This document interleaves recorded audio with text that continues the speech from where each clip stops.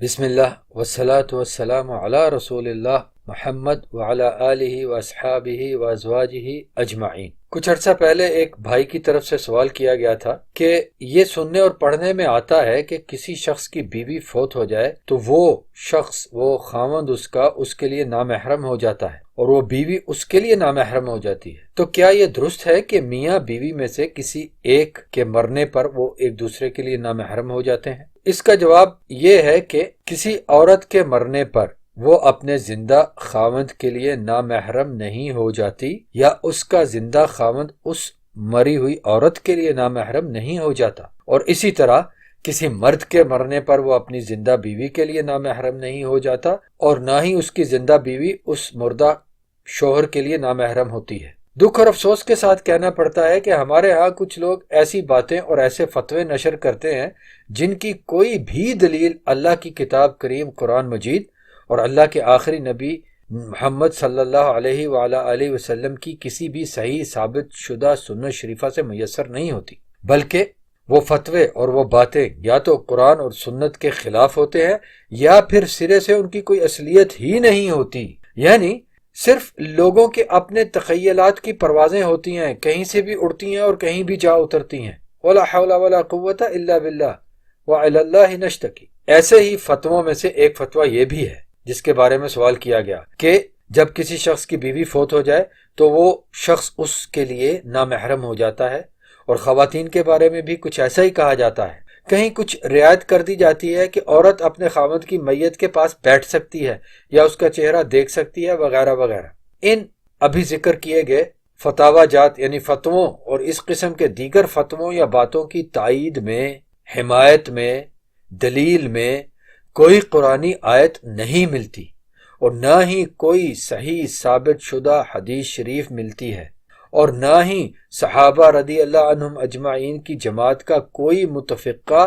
قول یا فعل ملتا ہے جو کہ ان باتوں کی کوئی تائید کرتا ہو، بلکہ جو کچھ ملتا ہے، جو کچھ میسر ہوتا ہے، وہ ان فتووں کو غلط ثابت کرتا ہے۔ یعنی یہ فتوے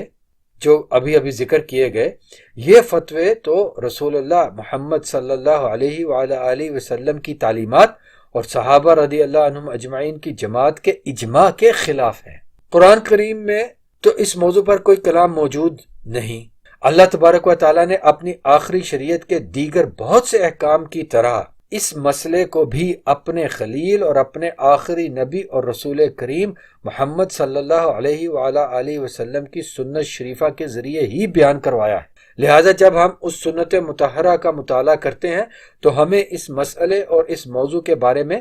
جو احادیث شریفہ ملتی ہیں ان سے معاملہ کچھ اور ہی سمجھ میں آتا ہے۔ ان فتووں کے خلاف ہیں وہ احادیث شریفہ۔ سنیے، ایک دفعہ اللہ کے نبی کریم محمد علیہ الصلاۃ والسلام نے اپنی محبوبہ بیوی اور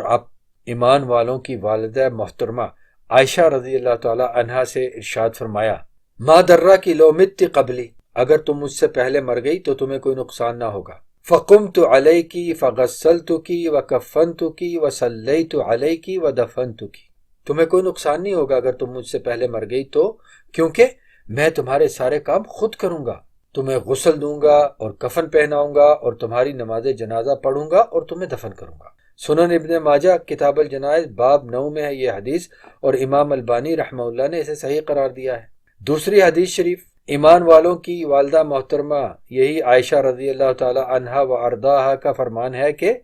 لو استقبلت من امری مستبدرت ما غسلہ الا نساؤہ، اگر میں وہ